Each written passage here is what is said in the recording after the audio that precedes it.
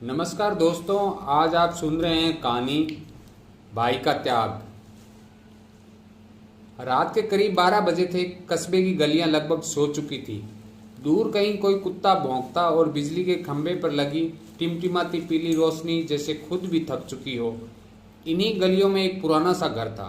टूटा हुआ दरवाज़ा, दीवारों पर उखड़ा हुआ प्लास्टर और बीच में एक छोटी सी खिड़की। वहीं से एक बार बार खांसने की आवाज़ आ रही थी। खांसने वाला कोई बूढ़ा नहीं था, बल्कि सिर्फ 23 साल का लड़का आर्यन। कमरे की दीवार पर उसकी माँ बाप की एकमात्र तस्वीर टंगी थी, जो बीमारियों और हालात से लड़ते लड़ते सालों पहले गुजर चुके थे। माँ के जाने के बाद ही आर्यन की जिंदगी जैसे बदल गई। कोई सहारा नहीं, कोई कमाने वाला नहीं। बस घर में थी उसकी 10 साल की छोटी बहन, जिसकी आंखों में डॉक्टर बनने का सपना चमकता था। जिस दिन माँ बाप की चिता जली थी, उसके अगले ही दिन आर्यन ने अपनी किताबें बांधकर अलमारी में रख दी थी। उसके एक दोस्त ने पूछा था, यार स्कूल छोड़ेगा? बोर्ड परीक्षा अगले महीने ही है। आर्यन ने केवल एक ही बात कही थी, मेरे सपने से ज़्यादा बड़ी जिम्मेदारी है मेरे घर में अनाया। कुछ ही दिनों में आर्यन ने रिक्शा चलाना शुरू कर दिया। छोटी उम्र, नाजुक कंधे, लेकिन जिम्मेदारियों का वजन किसी पहाड़ से कम नहीं था। सुबह 5 बजे से लेकर रात 10 बजे तक वह रिक्शा खींचता। गर्मी में बदन जल जाता, बारिश में कपड़े भीग जाते, सर्दी में हाथ जम जाते, लेकिन आर्यन की मुस्कान कभी गायब नहीं होती थी। क्योंकि हर रात जब वह घर लौटता, उसकी बहन दौड़कर उसे पानी देती और अपनी कॉपी खोलकर बताती, भैया आज मैंने नई चीज़ पढ़ी, सुनोगे? आर्यन थकान भूलकर बैठ जाता और कहता, तेरे पढ़ने की आवाज़ ही मेरी ताकत है अनाया। अनाया डॉक्टर बनना चाहती थी और आर्यन का सपना अपनी बहन को सफ़ेद कोट में देखना। समय धीरे धीरे बीतता गया। जहां और बच्चे स्कूल बैग में खिलौने रखते थे, अनाया अपनी कॉपी में सपनों की लिखती थी, डॉक्टर अनाया राजपूत। बार बार आर्यन दिन रात मेहनत करता था। कई बार शरीर थककर जवाब दे देता, पैर में छाले पड़ जाते, पर जैसे ही उसे याद आता कि महीने के अंत में अनाया की फीस भरनी है, वह फिर रिक्शा उठाकर चल पड़ता। मोहल्ले वाले भी कहता, ये लड़का तो अपने ऊपर जुल्म कर रहा है। लेकिन आर्यन को सिर्फ एक बात समझ आती थी, अगर मैं थक गया तो मेरी बहन का भविष्य रुक जाएगा। एक दिन रिक्शा चलाते चलाते अचानक उसे तेज खांसी आई। खांसी के साथ खून भी निकल आया। आर्यन डर गया, लेकिन तुरंत उसने रिक्शा का त्रिपाल पहुंचा और सफर में बैठे यात्री को कहा, साहब बस थोड़ी खांसी है, चलिए पहुंचाता हूँ। यात्री के उतरने के बाद वह गली के किनारे बैठ गया, पर अगले ही पल वह उठ गया और अस्पताल नहीं जाना था, उसे घर पहुंचना था, क्योंकि आज अनाया के विज्ञान प्रोजेक्ट का रिजल्ट आने वाला था। घर जाकर उसने खून छुपाकर अपना चेहरा धो लिया। अनाया ने दौड़कर कहा, भैया मुझे फर्स्ट प्राइज मिला। आर्यन ने उसे कसकर गले लगाया। बहन की खुशी उसके दर्द पर हमेशा भारी पड़ जाती थी। दिन बीतते गए, खांसी बढ़ती गई, बुखार चढ़ने लगा और रातों को सोते समय उसे सांस लेने में दिक्कत होती थी। पर फीस और दवाइयों में से किसी एक को चुनना था और आर्यन ने अपने लिए दवा न लेकर बहन की किताबें चुनी। एक रात जब दर्द बहुत बढ़ गया, वह चुपचाप सरकारी अस्पताल गया। डॉक्टर ने एक्सरे देखा और गंभीर आवाज में बोला, तुम्हें टीबी है, तुरंत इलाज जरूरी है वरना हालत बिगड़ जाएगी। आर्यन ने धीमी आवाज में पूछा, दवा कितने की पड़ेगी डॉक्टर साहब? डॉक्टर ने बताया, मासिक कोर्स करीब यही कोई 1200 रुपये। आर्यन के दिल पर जैसे किसी ने पत्थर रख दिया। अनाया की मासिक कोचिंग फीस भी 1200 रुपये थी। दोनों में से केवल एक को ही बचाया जा सकता था।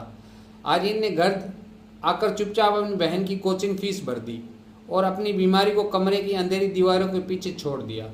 समय ने करवट बदली।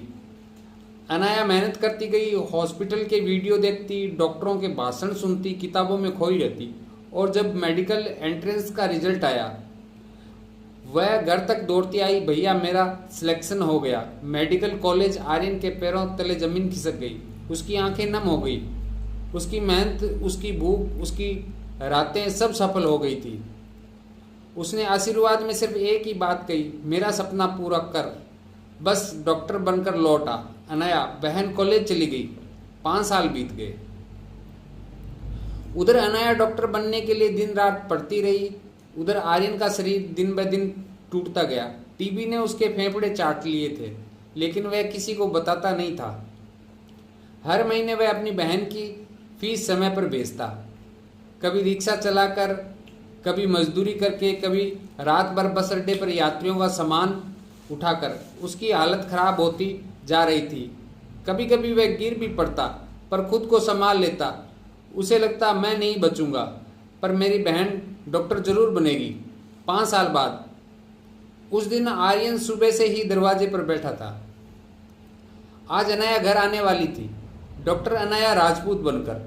उसके हाथ कांप रहे थे, सांसें तेज चल रही थी, शरीर कमजोर, लेकिन चेहरे पर एक अजीब सी चमक थी, जैसे वह किसी चमत्कार का इंतजार कर रहा हो। दोपहर के करीब बस रुकी, लोग उतरते रहे और आखिर में अनाया उतरी, सफेद कोट में, गले में स्टेथोस्कोप, आंखों में चमक और चेहरे पर मुस्कान। वह दौड़ी और भाई के गले लग गई। भैया देखो, मैं डॉक्टर बन गई। आर्यन की आंखों में पानी भर आया, वह बोल भी नहीं पा रहा था। अनाया ने कहा, आज सबसे पहले मैं आपको चेकअप करूंगी, चलो बैठो।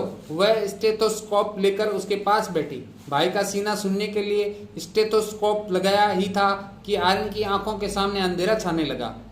गले से आवाज नहीं निकली। उसने बहन की तरफ आखिरी बार देखा और तभी आर्यन के होठों से खून बह निकला। अनाया चीख पड़ी, भैया! आर्यन जमीन पर गिर गया। अनाया ने उसे पकड़ लिया, उसके हाथ खून से लाल हो गए। आर्यन ने बहुत धीमी आवाज में कहा, मेरा सपना पूरा हो गया डॉक्टर, और उसकी आंखें हमेशा के लिए बंद हो गई। अनाया चिल्लाती रही, भैया प्लीज उठो, लेकिन आर्यन नहीं उठ सका। वह अपनी आखिरी सांस सिर्फ बहन को डॉक्टर की वर्दी में देखकर ही रोक रहा था।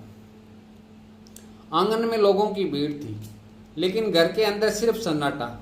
फर्श पर चादर बिछी थी और उस पर शांत चेहरे के साथ आर्यन लेटा था, जैसे बस थोड़ी देर को आंखें बंद की हो, लेकिन आज उसकी सांसें हमेशा के लिए थम चुकी थी।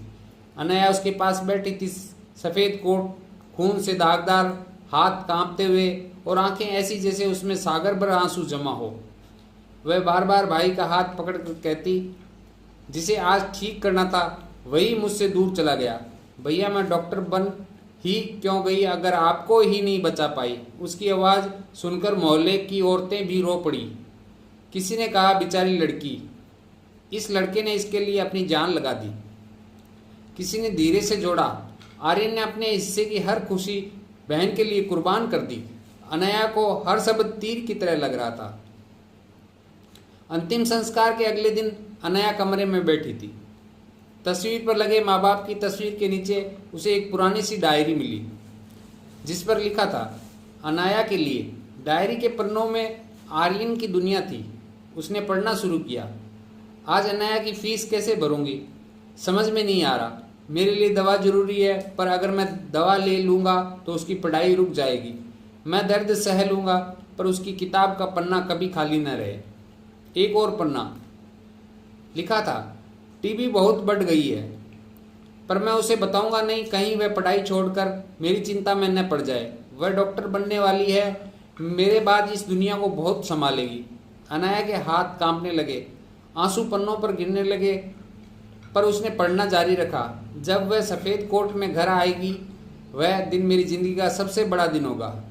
उसके बाद अगर मैं आंखें बंद भी कर लूँ तो कोई शिकायत नहीं। अनाया चीख पड़ी, भैया आप इतनी बड़ी बीमारी छुपाकर कैसे जीते रहे। उसने डायरी को सीने से लगा लिया। उसे पहली बार एहसास हुआ कि भाई ने जो त्याग किया था वह सिर्फ गरीबी नहीं, अपनी जान देकर बहन का भविष्य खरीदना था।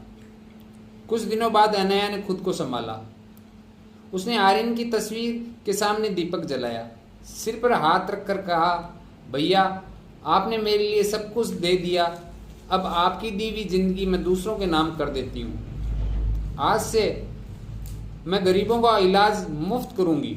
किसी और बहन का भाई आपकी तरह नहीं जाना चाहिए। उसने सफ़ेद कोट उठाया, साफ किया और पहन लिया, जैसे वह कोई कोट नहीं बल्कि आर्यन की आखिरी इच्छा उसके कंधों पर रखी गई हो। कुछ महीनों बाद कस्बे की एक खाली दुकान को साफ करके उसमें एक छोटा क्लिनिक खोला।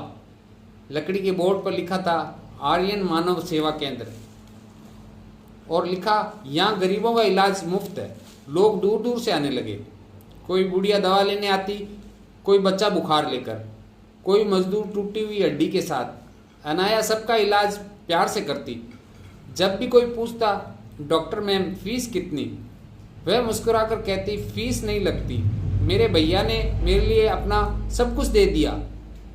अब यह क्लिनिक उन्हीं की याद में लोग उसकी बात सुनकर भावुक हो जाते। कई उसकी कहानी सुनकर रो भी पड़ते। धीरे धीरे पूरा कस्बा जानने लगा कि अनाया सिर्फ डॉक्टर ही नहीं, वह उस भाई के सपने की परछाई है जिसने अपनी बहन के लिए जान दे दी। हर रात जब क्लिनिक बंद होता, अनाया घर जाकर भाई की फोटो के सामने बैठती और धीरे से कहती, आज 4 मरीज ठीक हुए। और हाँ, एक बच्चा बोला कि वह भी डॉक्टर बनना चाहता है। मैंने उसे बताया, सपने पूरे होते हैं, क्योंकि मेरे भैया ने मेरे लिए अपना आखिरी सपना पूरा किया। उसके शब्दों में गर्व भी था और दर्द भी, लेकिन एक सुकून था।